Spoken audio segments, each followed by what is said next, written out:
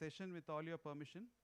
And in the traditional Indian way, we thought we'll start with welcoming the panelists here, and then we'll dive straight into the session. Right? I'm going to, call on in no particular order, in the order of how they are seated. Dr. Vijay Kumar from MIT. Thank you so much, sir. May I request Nilachal Mishra? Nilachal Mishra is the leader for our government and public sector advisory. For those of you, most of you know him, for those of you who don't. And he's been the force behind making this happen. Thanks, Nilachal. And next, Ashish Kulkarni. Ashish Kulkarni is the founder director of IICT, which you would have seen in the budget so much, but it's been around for more than a decade. Thank you so much, Ashish sir. Nilachal, please welcome Ashish. And then we have Dr. Manish Kumar. Most of you know Dr. Manish Kumar. Manish Kumar is the, he was earlier the managing director of NSDC, and he was also with the administrative services. Thank you for coming in, sir. Manish Kumar, as we go, I'm learning a lot of what he is doing every day. Thank you so much, sir. Shankar Marwada. Mr. Shankar Marwada, as you know, is the founder of X-Step Foundation. Much of his work is something that is impacting us every day. Who can forget Aadhaar? Thank you so much, sir. Thank you for being here. And a heartfelt thanks to Dr. Ramesh Raskar, professor with MIT Media Labs. He's been so kind enough. Professor Vijay Kumar and Dr. Ramesh landed few hours before in India, and we are thankful for them for turning in here. Thank you, sir. And it kind of puts us to shame, like they're so bright and nice after hardly an hour or two of sleep. So before the procedure, I understand, is there going to be a photo op before we start. So if I request that we have a photo of the panel before we start.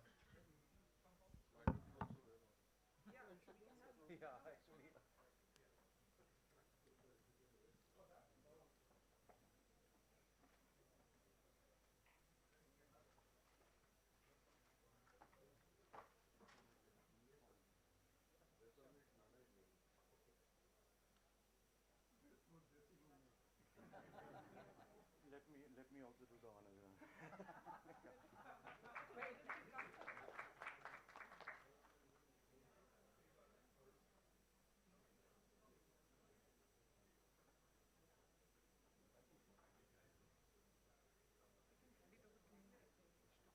So if you wish to, you can hand it over to me. I can keep it. She's got a nice packing where she will get this across. It's lovely. Thank you. Check.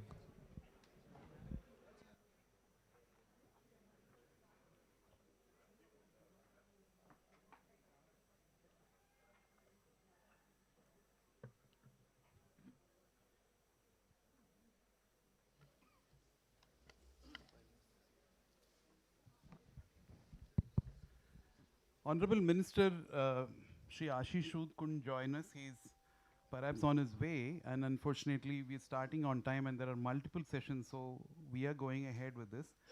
But rest of the profiles, I'm sure you had an opportunity to look at them. Because we have only 55 minutes, we are not spending time in introducing them in detail. What I was afraid is if I start introducing, that will take more than an hour, each one of them separately. So with all your permission, sir, maybe we'll not get detailed into the introduction and your words will speak louder. So we'll start without further ado in terms of why we are here and what we are doing. And in the next 55 minutes or so, we're going to have a round of discussions amongst us. And then we thought of also having a round with the audience here. My request there, I'll repeat this rule as we go. You will have about 30 seconds or so to air your thoughts about the session and what you think. And what we'll do is we will stick to that 30 seconds to 1 minute so that we can have as many views as possible. So we'll come to that a little later. Let me start by the topic itself. AI and the future of skilling, strengthening human resources and transformation of higher education institutions.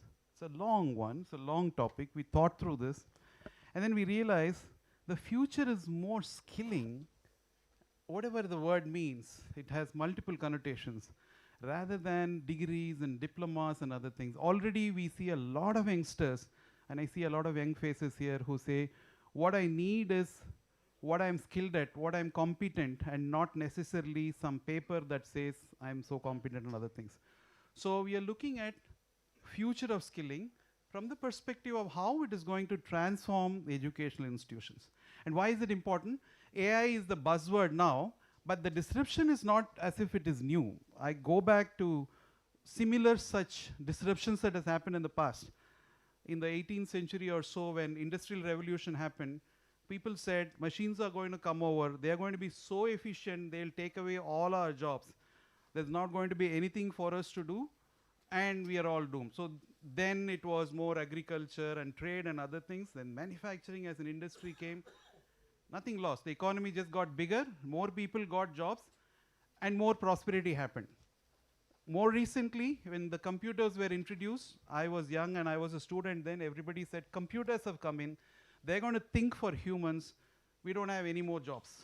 And there are dharnas and other things happening, computers are taking away our jobs.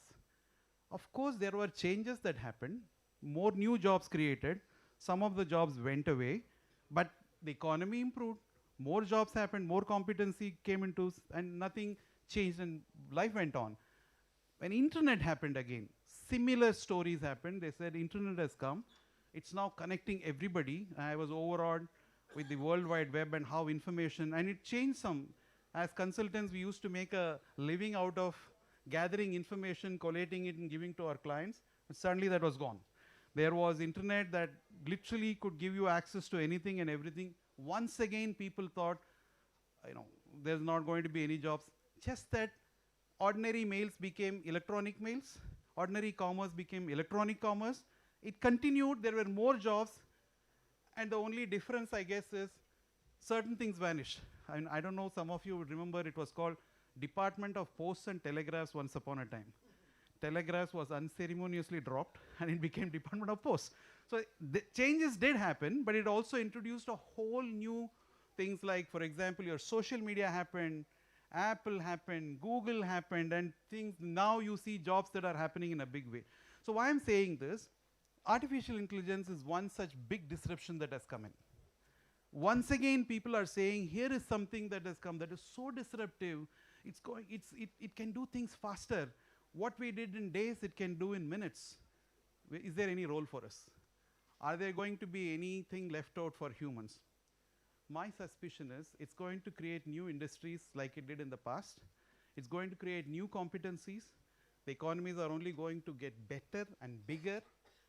And here we are going to discuss, if this is the scenario, what are our educational institutions going to do? Human resources are going to be crucial for somebody to succeed in this post-AI world. Are we ready? Are our educational institutions ready? Or should we do something? Like, for example, we had this new course called computer applications. There were bachelors of computer applications and masters of computer applications that happened just because there was a new disruption that happened. Are we looking at new courses, new formats, new pedagogy? How is it going to evolve? With that as the backdrop, our panelists here come from very different backgrounds. They are academicians, tenured academicians who kind of define how education is going to happen. There are people who predicted how things have happened. And there are people amongst the panelists who created this new industry basis this, who've been part of this, making things happen. And digital public good as a norm was introduced by somebody in the panel today who is going to speak more about this. With that, I'm going to go straight into the panel. I'm going to request Dr. Vijay Kumar to share, to open with his thoughts on, he's been a pioneer in these new models of education. Online education in MIT many years back was some of his thought, and I know there are many other things that he's going to share with us. I'm going to request you, sir, that if you can share some of your views on not just what's going to change, but perhaps what are things that don't change in your perspective. Thank you, Nana. This should be okay. I work at MIT, I know how to switch these on. Good morning, and thank you, Nana, really for inviting me and putting me together with this very illustrious group of people. And thank you all for being here.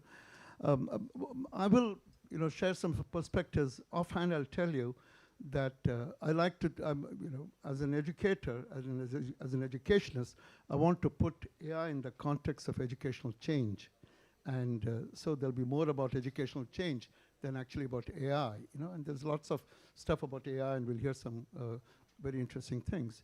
The other thing that you mentioned, in terms of predicting in the future, I do like to remember and remind people that I'm actually, by preparation, an educational futurist, and one of the things that we did as a futurist was that we don't predict the future, we make it possible for others to realize preferred futures.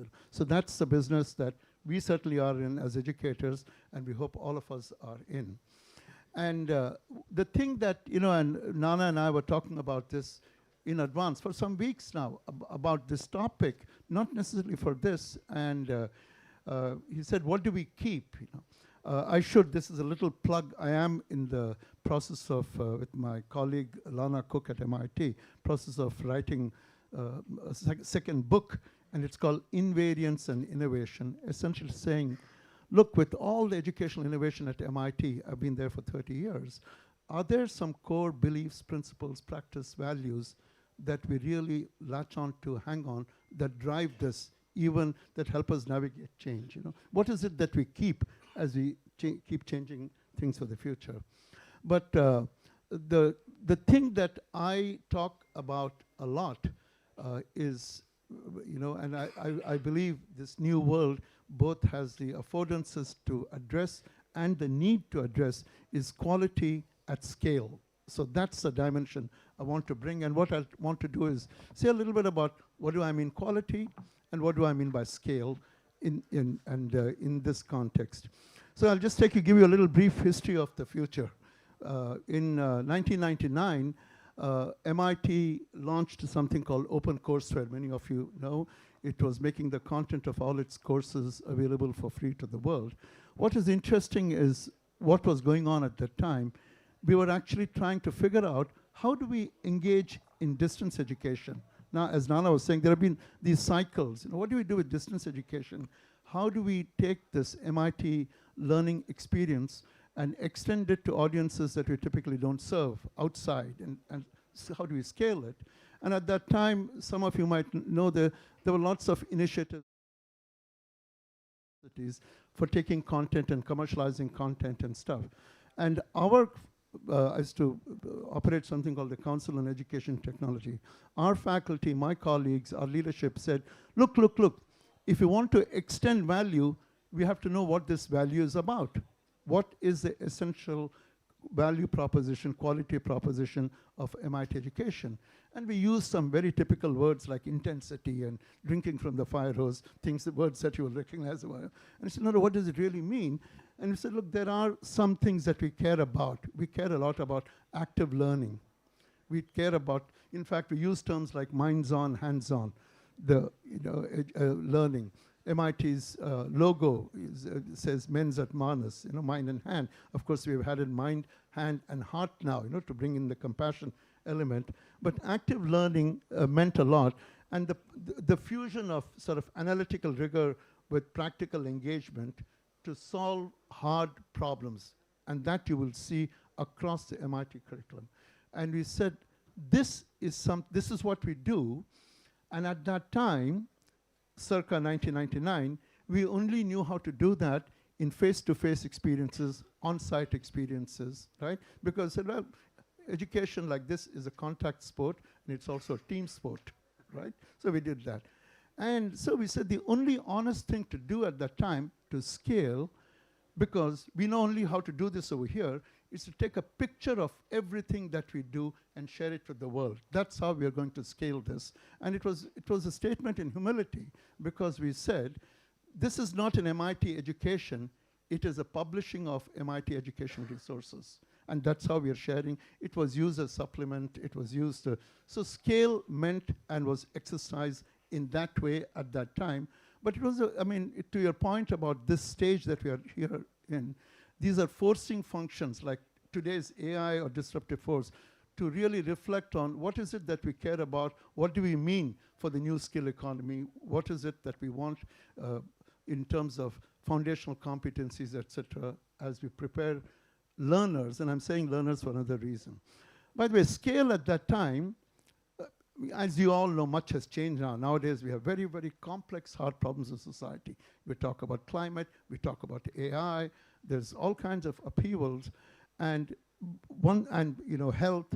And one thing that is clear is that the problems, global problems of society cannot be solved in individual disciplines. You need cross-disciplinary, you need to transcend boundaries of discipline, right? And the other thing that we say, yes, all that has to be done, and the hard problems increase their hardness because of this complexity, but you still do those hard problems. But we do not want to lose sight of the fact that we want this active, practice-based learning experience, and say, how do we do this in this new world? The thing about scale is very interesting. 1999, we took all this thing. It was almost like there was a homogeneous market out there. We'll take this, and it's like the McDonald metrics. We'll just distribute this to millions of people. And OpenCourseWare has been accessed by millions of learners around the world over the years. But something has changed now. Now we say that, look, if you look at your learners, they come with different aspirations, they come with different motivations, they come with different preparation, they come for upskilling, they come at during various stages in their career. They're not your traditional 17-year-olds, they're adult learners. So suddenly you find that scale does not mean taking one thing and distributing it to millions, but means taking one thing, taking many things and giving it to many different kinds of people. I like to joke with my colleagues at MIT, saying that scale is not a scalar, it's a vector. It's got magnitude and direction now, which increases the complexity. So it's these, and it seems daunting, the complexity of hard problems, and we believe that. We see that in various programs at MIT. 2 years ago, I was sitting here doing Day of AI. We're launching Day of AI. You'll see that the kinds of problems that are picked by the students themselves to do are problems that they care about, problems that are relevant, and problems that they feel they can contribute to society for, right? So that's the doing part, and they want to come up with real solutions. Now, but the scale dimensions come, and then you say, my God, this is daunting. And this is where I will sort of taper it down, which is, it's daunting, but not just because I'm a perennial optimist, but we have lots of good things on the supply side. We've got some assets, okay? We've got learning science. We've learned a lot about learning, about how people learn, about learning curves, forgetting curves, so that we can actually create differentiated pathways for learning, right? But how do you scale that? AI. So we've learned a lot about learning science, which is an asset on the supply side. We've also got new affordances of technology, particularly AI. We can do formative testing, we can provide guided pathways so that we can actually meet the needs of large numbers of people for different kinds of things. And there is a third thing, which is we actually have an ecosystem that we engage much more with. So we actually look at partnerships amongst institutions, amongst groups, with industry. With these three things, we can really address this new definition of scale and the new complexity. But in all this, I think we at least this is what, and I'm sorry, but I have to give you one last thing. We started just as a bookend. We had started with OpenCourseWare. Today, what we have done is launched a platform which, during the course I'll tell you, called Universal AI. This is and this is a set of modular courses for foundational AI learning, right? Modular interactive courses. And then another layer of domain-related AI verticals, AI for topics in health, like precision medicine, AI for manufacturing. So the foundational courses, this has just been launched in spring. Our intent is to reach 1 billion learners. Certainly it is the intent of Dimitris Bertsimas, who's been leading this initiative in open learning. And Universal AI has all this. It's modular, it uses AI, provides different pathways for learning. Fantastic. So that's today's version of our open courseware in this. It's universal learning, and the first offering there is universal AI. Thank you so much. Thanks, doctor. Thank you so much. Exactly. Yeah. That is precisely what we need, quality at scale. And you also said the art of forgetting. Maybe we need to unlearn a lot before we relearn. And what you said sounds music, because billion learners, you have all of them here. In fact, more. So we are eagerly looking forward to not just quality at scale, but also some of the AI related stuff, because at one level we don't understand what is there, but another level we are hungry. And as typically Indians too, once we get onto it, we move fast. So we are looking forward to some of those things. Thank you so much, sir. It's my honor now to introduce and request Ashish Kulkarni. Ashish Kulkarni is, I call him the father of the AVGC XR revolution that has happened. I don't know if some of you know, the term AVGC was coined by Ashish. Not today, decades back. And I realized it was before even what we thought that word existed. So animation, visual effects, gaming, comics, and extreme reality are now some part of our life. Extended reality. Extended reality are part of our life. And recently in the budgets, you would have read about this new institute called Indian Institute of Creative Technologies. And that is something that Ashish is the founding director and also somebody who's been envisioning this for many years. Ashish, we would like to turn to you, and also, by the way, entertainment is a sector, obviously, and entertainment has seen a lot of changes, like from the theater days to gaming and the visual effects. Now it's immersive experience, I understand. So where is this heading, and where do you think AI can help, and what in fact is the reason why educational institutions, and we had the great opportunity at KPMG to work with Ashish ji on some of the new age institutions that he's building. So what is your take on what's the impact on institutions for that, sir? Well, as far as the media and entertainment is concerned, AI pretty much has entered every single aspect of our business, right from graphics to even writing scripts to giving you the final video and also creating something which is, of different scale altogether.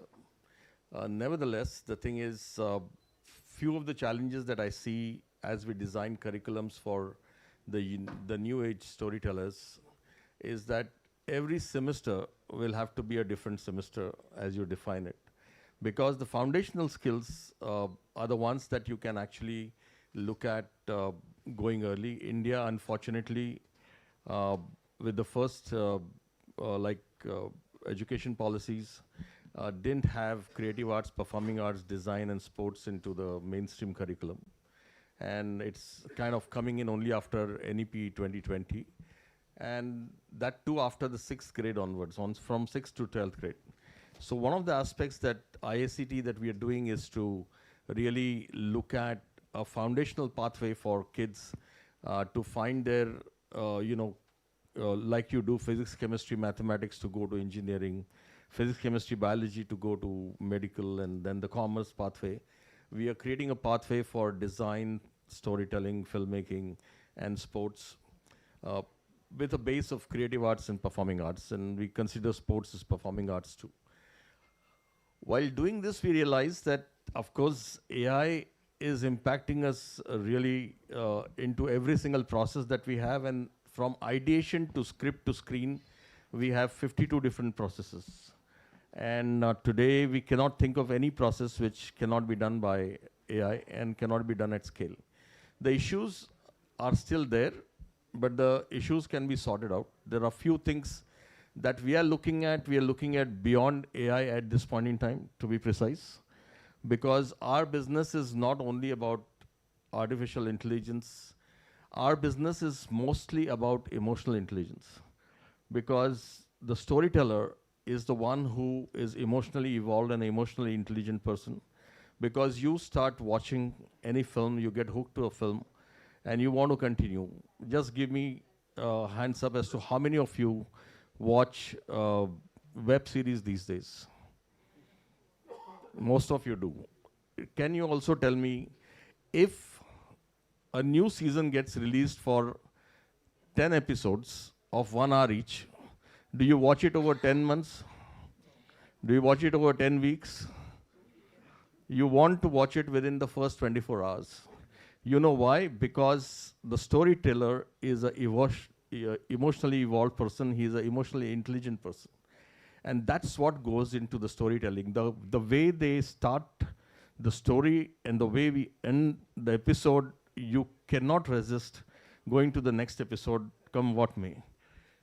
So the issue is now, even with the complete AI ecosystem on the other side, which is the distribution and the marketing side of it, and the reach side of it is also phenomenally higher. India is the greatest case study of all. We have 700 million active smartphone users.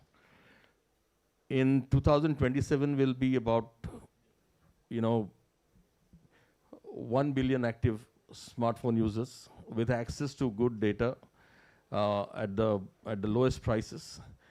And people have an access to the content in the best possible way, and that goes into the gaming ecosystem as well. So what I call it, as we actually have decided to set up Indian Institute of Creative Technologies, which actually got sanctioned after 20 years of hard push. But nevertheless, it's a great beginning. And when it comes to formation of schools, and I had to put my foot down, and people say that let's have an AI school and all. And I said, AI can be a center of excellence. But the school that we have is a school of emerging intelligence. Because we are going to deal not only with AI, we are going to deal with emotional intelligence, and we are also going to deal with behavioral intelligence. And I have said digital behavioral intelligence of people who actually have devices and different screens. We are in the screen era today because come what may, about 4 hours to 5 hours or 6 hours you spend in front of some screen or the other. So we call it a screen era. And in the screen era, there are different kind of content activations that AI is enabling us right now in the process of creation. One is that we create films, we create web series, we create a whole lot of things which are passive creations, where you are watching it and consuming it. You might get engaged with it deeply, even by watching it in a passive manner. The second is the extended reality and the gaming, where you are engaged with taking the story forward. And that's where your engagement is higher. And then extended reality is one that even your environment around you is going to change. You are inside the environment. And that's the emerging storytelling at this point in time. In various forms, India is making more than 150 odd museums at this point in time with a great technology that is getting used in various forms. And I'm lucky to be involved with quite a few of them. And the education has to really keep a pace with this. There was a time that, when you said you need to take this. Now the thing is that AI is creating that images for you. AI is creating that film for you. But you need to know whether what AI is given in output is correct for you to put it to the public. The role of an editor, that Rajkumar Hirani is one of the best editors that we have today. Whether that kind of an editor can be taken into the system, and whether that human in the loop, what we call it, can be avoided, I would say at this point in time, no. The thing is, that sense actually comes from the experience that is happening around you. And it will, of course, we know that it might also get overcome by AI in some time. But the foundational skills for the kids are very important, and that's why we are saying starting early in life is very important for the kids to understand what is the grammar of storytelling, and we need to prepare them from the 6th grade to the 12th grade. That's what this budget talked about, that we are going to impact it with 15,000 schools to start with. We also had a meeting with Utter Tinkering Labs. There are 10,000 right now. There are going to be 50,000 more labs being set up. And we just had a workshop on the 12th in Delhi. And Deepakji told us that 50,000 are the new ones which are coming in, and we would like to really see that the creative arts, performing arts is a part of it. Another question, what is going to be enabling for you is, how many of you wanted to learn music in your life? Can you raise your hands, please? And how many of you tried learning music? And how many of you are continuing with it? So the thing is, AI is now going to enable you to learn music online all the time. And we have two people sitting here, Lauren and Aubrey, who have created Lauren Music Academy .ai, and they have actually now creating this for the thing, and we are taking them to all the schools and the universities, and it's an amazing platform that has been created, and I'm very proud that this platform has come out of India, and it's going to enable people to learn creative arts and performing arts at whatever ages and at whatever time that they get on whatever devices that they can actually be. So the challenge for the skilling ecosystem is to constantly look at your curriculums, where it's the school curriculum or the higher education. Because of AI, you need to have a balance of foundational skills have to be there at one layer, because the grammar has to be taught to them. The issue is that when it comes to the implementation, and our industry is impacted by the digital ecosystem very strongly, they need to constantly be updated with the latest technology, and the outputs are in the latest technology as the consumers actually consume the content through that. And that's why every semester will have to be redefined as you go forward. It's going to be a Herculean task for all Every educational semester. system. Yeah, absolutely, because what you teach in the first semester, that cannot be relevant for many things in the second semester. And I think that's the challenge that I foresee in time to come. And you will have to be updated with the whole thing so that the students can actually find their way Thank you. more strongly and well-informed way. Thanks, Ashish. Thank you so much. A big round of applause, please. I know the future is not scary, very exciting actually, but at a foundational level makes a lot of sense. Thank you so much for sharing your thoughts. Let me turn to Dr. Manish Kumar. Manish Kumar has multiple avatars. Apart from his administrative services career and what he did for NSDC, he's now a part-time academician. He's an author, he's a writer, and he advises institutions like World Bank. But what I'm very, very curious and interested is how he is trying to use AI to help higher education institutions in their journey. Right? To quote him, says the goal that he has is to equip leadership with the strategic skills to transition from a factory model of education to an adaptive AI integrated pedagogy. Sir, may I request you to share your thoughts on that, please? Thank you very much.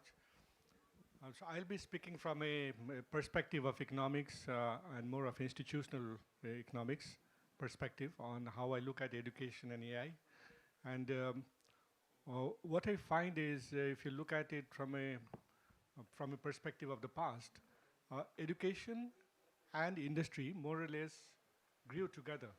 So when we had industry 1.0, we had education 1.0. That's way back in 1760s. About 1870, we came to Industry 2.0, and that was the batch, the manufacturing systems that were being developed at that point of time. Education system also then adapted to that situation. Over time, in about last 100, 150 years, I think the industry has really accelerated off late very, very speedily. So you'll find we are at Industry 4.0. The education still at Education 2.0. I think that's the biggest challenge that we have. There are, of course, efforts being made, including the National Education Policy of India, which is far much more forward-looking than its predecessor and trying to adapt. But I guess one of the challenges which comes is the desire for predictability and the desire for stability within the educational system, and the fear among people that how much change can you really adapt to. So therefore, there is a lag there, quite obviously, and I think this is important to be aware of that particular aspect, that there is a forward move of industry which you cannot stop, and with artificial intelligence is really cracking ahead. It's one of those technology which is called the general purpose technology, AI, same as internet. We had the steam power in the past. There has been electricity in the past. So there are not too many general purpose technology, maybe about 5 of them in last 200-300 years. The earliest one being wheel, as people often say as an example, that these are ones which changes the foundation of how human civilization operates, how you think, how you interact, how you behave with each other. And that's one of the things which has come latest is AI. And we are not going to go back on that. simply by the force of technology that has come in. It's a question of how quick we adapt, how well we adapt. So I think this is one aspect of it. Coming to the educational part of it, that how should we now relate to the world, I think there are a few very important aspects of it. One is the fact that industry demands certain competencies. And if we continue the old style, it's often very expensive education. I have had friends in Harvard, in MIT, and various others often talking to me about extremely expensive education in US, whereas the industry seems to demand something very different, and that people need to reskill themselves when they actually go out to the industry. So the question was, how should we break it down? What is it that we should be doing? So one of the things which I strongly believe in is competency-based learning, because that's one way that you could convert every syllabus that you have into things that the industry needs. How do you convert a syllabus into competencies that is actually demanded by the industry? And you need to, I think, map that on a continuous basis, because my discussion with industry often also has led me to understand that there's so much change happening in the industry that they themselves are not aware how things will change next year. So just to give an example, if any of you have used Replit, which is one of the vibe coding tool, 1 year back it was chasing its own tail. It was pretty poor. But if you look at it today, it's very advanced comparatively, just in 1 year's time. So a lot of tools actually are very rapidly improving, and the technology is changing very quick. So industry itself actually struggles in a way to identify what is it that they will require in the coming years, and therefore the need that competency frameworks also keep changing, keep adapting to that, and then responding to the need of the industry. I think that's very, very critical. The second thing which I feel very important in the whole educational system is the speed at which I have noticed youngsters pick up the new tools extremely fast. They know how to do things, but they don't know what to do. So therefore, they are busy with gaming, making things, etc., which they enjoy. I mean, that's a good part of life. That's perfectly okay. The older people, people of my generation, for example, would know what to do, but to them, a Python is a snake. They don't understand that what is it that they need as a tool to convert that problem into something which is easy and solvable. So I think if you are able to make this intergenerational learning much easier, that you make people who understand what to do, sit with people who know how to do. If you are able to make these two work in a more informal kind of environment, not in the typical educational setting, but more in a mentorship kind of environment where there is a freedom to express and freedom to communicate in a much better way, I think that could lead to changes which are far faster than it is today. So I guess the AI is throwing us a lot of opportunity. There is need for a lot of lateral thinking. I think education system is not going to change overnight. Institutions don't change overnight. It takes time. But realization that change is necessary, that on fringes you'll have to add new things, and you have to become much more creative together with AI. I think that's very critical. That's how I think we can make best use of AI. So that's what I think at this point of time I'll add. Thank you. Thank you, Manish. Thank you so much. Big round of applause, please. As usual, Shankar put in some really wonderful, fundamental, far-reaching things in his own simple manner. Everything, except, including that silver economy bit that you said, like, the older people coming together with younger people. We are trying our best. Let's see how it happens. But AI is going to provide perhaps some recourse there. It's my pleasure now turn to Shankar Marwada. I'm sure all of you know Aadhar. Is there anybody here who came in without Aadhar? Here is a person who made it happen. Co-founder of Xstep Foundation. Not many of you know that he had a very thriving marketing career. Their loss is our gain. So thank you so much, sir, for being here. My question to you is, you've been in the forefront of this digital public good. The digital infrastructure for education is something that you're creating.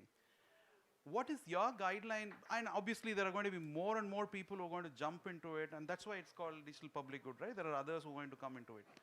Are there any guidelines, any learnings, any pearls of wisdom that you want to share with people who want to be part of this digital public good, and what is your views on how that will impact the education system? Thank you, Nana. First of all, it's wonderful to see a packed audience at first day of an AI Impact Summit at so early a time. 2007, I sold my company and was looking to do something good for society. That's how I went into a lot of the work we did. My son was born in 2006. He will graduate a couple of years from now. If you look in these, and that time my paranoia was, if I, as a successful, wealthy Indian, do not do something for India, I was envisioning a civil war in India by 2020. The gap between haves and have-nots, if you project that. And 2026, we are doing pretty well, right? Now, what happened in between was when problems are growing non-linearly, our solutions cannot grow linearly. The gap will only increase, and that stress will result in some kind of a fracture. So we need our solutions to also grow non-linearly. And that is how a lot of you have Aadhaar. Anybody who's not used UPI in this hall? Okay. Anybody who's not used DigiLocker? Okay. Anybody who's not used Digi Yatra in airports? So, all of this, how do you take something to the scale of 1 billion plus in a country as large and diverse as India again and again and again, right? We did something and then you have to create a word for it. It's called digital public infrastructure. So India has now more than a decade of experience of coming up with non-linear ways of handling problems that are growing non-linearly. Why is this important now? AI is the ultimate non-linear disruptor of this generation. We saw internet when we began, but this is going to be much bigger. When the year my son was born, 2006, if somebody told me that there's actually a career for people who travel and take videos of it and allows others to see, somebody who cooks, takes videos of it and allows others to see, so on and so forth. And these guys will be millionaires, and that will be their profession. I would say, take a hike. But we are the largest YouTube content creator economy in the world, and there's a word for it now, orange economy. And thanks to people like Ashish, that will only grow exponentially. If somebody told me that a youngster, while still in college, to get his pocket money, has become a gig worker who will deliver stuff and get money as much as anybody else would make at entry level, I would say take a hike. Because what do you mean? You'll deliver and make money. So the gig economy, 10 million jobs now, right? Two professions that did not exist when my son was born. The child who's born today, who will graduate in around the time of our Viksit Bharat goal, 2046-47, we don't even know the next 5 professions that are going to come up. And as Manish put it beautifully, education is growing linearly. It caught up with IR 1.0, 2.0, and rapidly fell behind. How do we have a realistic chance with our demographic of giving them, of training them now for careers that don't even exist? There's only one way, as I see it. That is using the principles of digital public infrastructure here. What do I mean? Currently, while we are doing very well as a country, a lot of people face a lot of severe bottlenecks. One, if you're in some village and if you haven't learned English or Hindi, your prospects of learning, forget earning, your prospects of learning are severely reduced. Two, as we are transitioning to a digital economy, we have seen the benefits of DigiYatra. But a lot of people still live in the world of paper. Why? Three, to find market access, where are jobs, where can I get trained, right, is difficult. Can that be changed? Can I find around me? You can find pizza around you. You can find cabs around you. Can you find jobs around you? Can you find skills around you, right? So there are these structural bottlenecks like this. Using a DPI example, what does it mean? If there is a way where we collect high quality data, language data, that allows anyone to use it for voice services in Indic language, then anyone can learn anything anywhere. With AI, as my fellow speakers have said, the only gap is motivation. If you're motivated, 20 years ago, if you're passionate about cooking or if you're passionate about music, you would have got slapped by your parents if you want to say that I want to take that as a career, right? Going forward, this will be the norm. Unless you're passionate about engineering, I would advise anybody, do not get into engineering. Do not get into what you're not passionate about, because that may not exist by the time your children graduate. So given all of this, the way India has created a shared capability, one, Aadhaar allows anyone to use it in whatever way, whether you're getting a SIM card, a bank account, etc. By the way, this is not rocket science. This is the reason why we have roads. Somebody builds roads, somebody else builds cars. What is non-linear? The road maker does not care whether you're driving a horse cart, bullock cart, hydrogen, EV, autonomous. Let non-linear scale come. We will take advantage of it, right? That is the philosophy we have been doing for the last 15 years, and that is what we will do in the next 15 years. How do we prepare our children? The answer is, we cannot prepare them. The markets will ask specific skills. At that point, we give them the basic competencies, and the human competencies and sensitivities are much more important, and NEP is doing a good job of that. The child will figure out what they're good in, what they're motivated to, and they'll have all facilities around them to learn. There will be local experts. Like the way IT industry did not exist 4 decades ago, right? Then you had Apple and AppTech and all of these guys come and set it up. We will find, thanks to people like organizations like ICT, many small organizations, institutes, entrepreneurs who will set this up. We need to trust that the market will innovate for the industry needs by finishing that and providing skilling. If I went somewhere and got a skilling course on editing, how do I know it's genuine?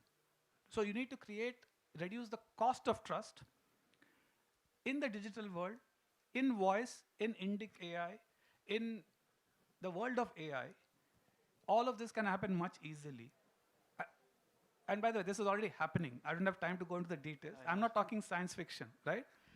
And it is not going to be science fiction when I end by saying that in 2025, when Rajni from Barabanki is dreaming of doing research on biothermal something, she will do it in Marathi by talking to some agent who will do the best research, because by then our data centers and AI would have progressed to the level of Nobel scientists. So imagine you have a data center full of Nobel scientists, right? What can Rajni do with her? We cannot even begin to, cannot even imagine now.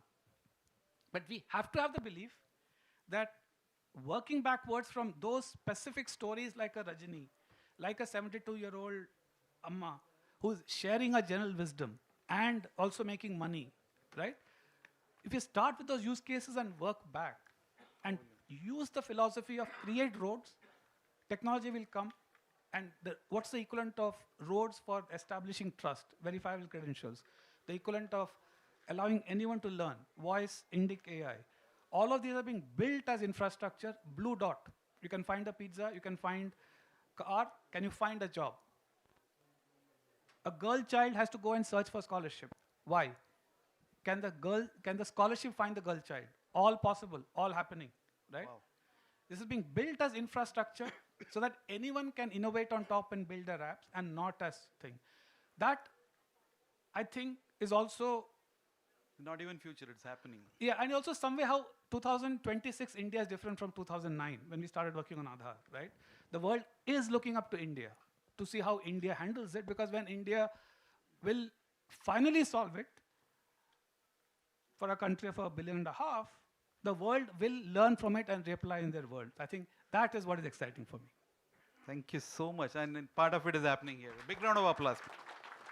And in some sense, that science fiction magic happened with UPI. Yeah. There are days that and many of us here have moved around without money in our purse, and that happened thanks to this. Thank you. I'll tell you the story. This tea seller was asking when we had a bunch of foreigners in G20 coming and seeing UPI. He's saying, sir, what's the big deal about this? Right? I had to tell him, in their country, this is not there. This is magical for them. So I don't understand. So the magical technology, when it becomes boring and invisible, that is when it can serve a billion. Absolutely well said. Absolutely well said. Like, the trick is not just the technology, but making it ubiquitous, making it invisible and at scale. and making it reliable. And we've not heard of frauds happening in such a big round of applause, and thank you so much. Digital publichood, each one of it explained. So it's my pleasure now, sir. I mean, this has been a wonderful forum. Thank you so much. Professor Ramesh Raskar has come, like I said, like, few hours before he's landed. Thank you so much, sir.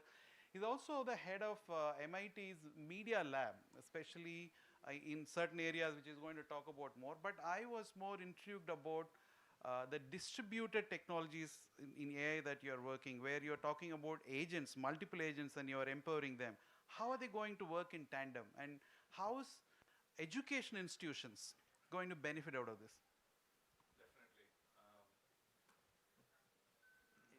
Thank you. Thank you for having me here. I feel like this is the very first session where I'm the opening batsman for the India AI mission, and we're playing more like Kishan than Abhishek, by the way. So it's good to be here. By the way, I'm not the director of the MIT Media Lab, but I'm a professor at MIT. Mr. Shankar, I just want to say that every time you say, by cooking, by doing TV shows, but take a hike. I want people to start doing hikes and still make money. I would say, we are in a very difficult phase right now. I think the moment you described back in 2006, we thought this could be the world of haves and have-nots. I'm really glad you brought that up, because many of us are probably feeling that way. How many of you here are excited about AI?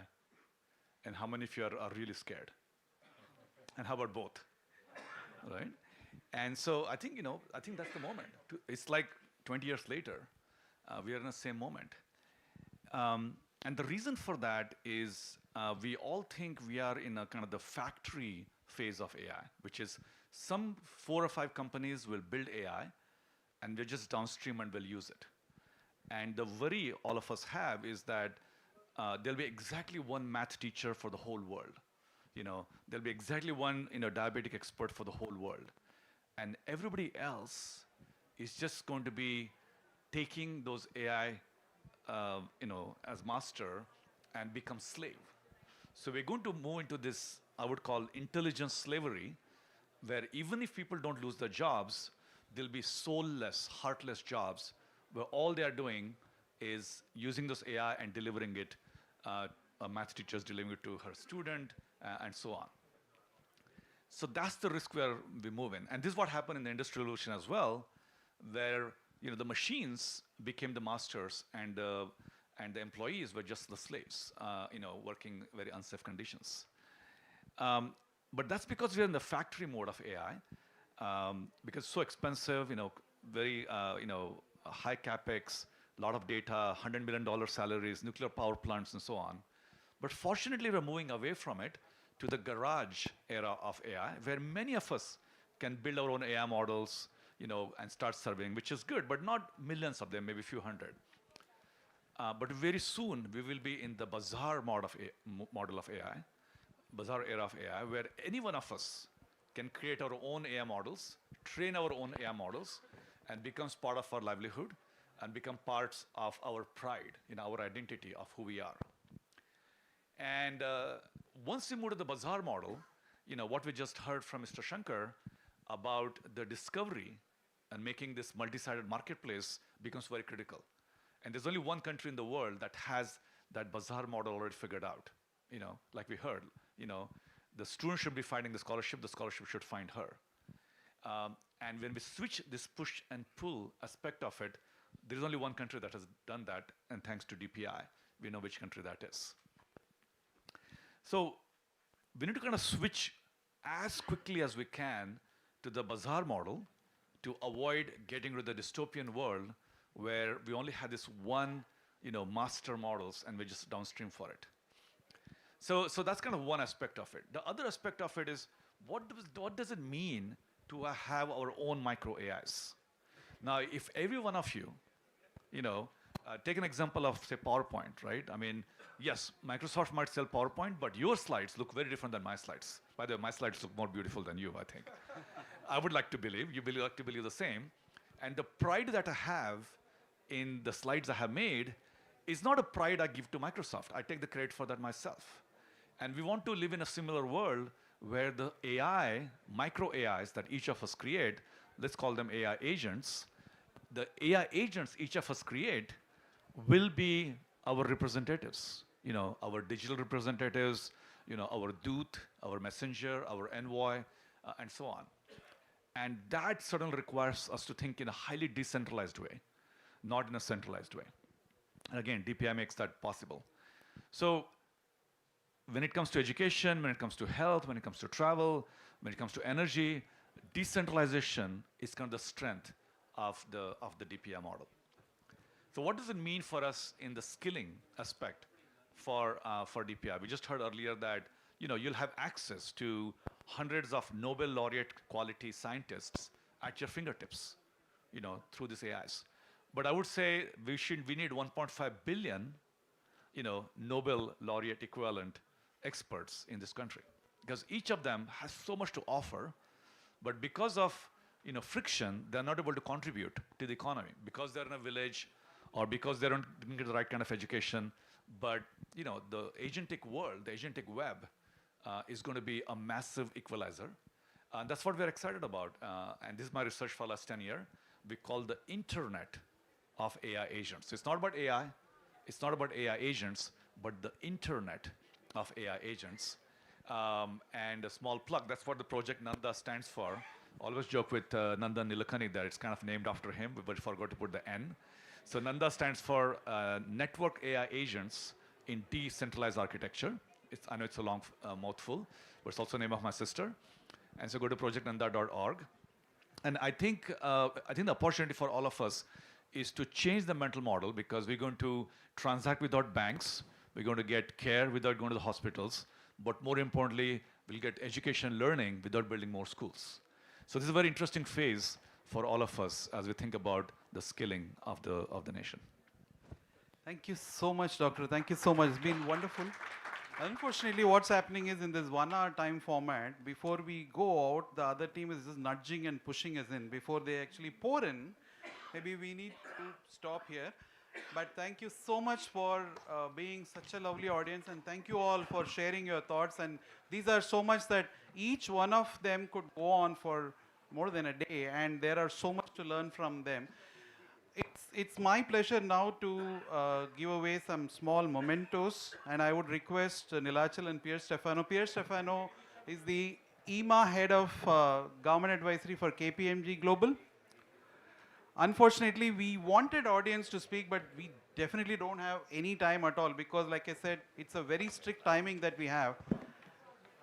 So may I request Pierre and Nilachal to give away a small little memento from our side, along with the shawl that is wrapped inside. But thank you so much. Thanks so much for being such a lovely panelist and wonderful audience. Thank you so much for turning in. Hope you found it useful. We'll have more of this. We have 5 days to go. Thank you so much. Good day.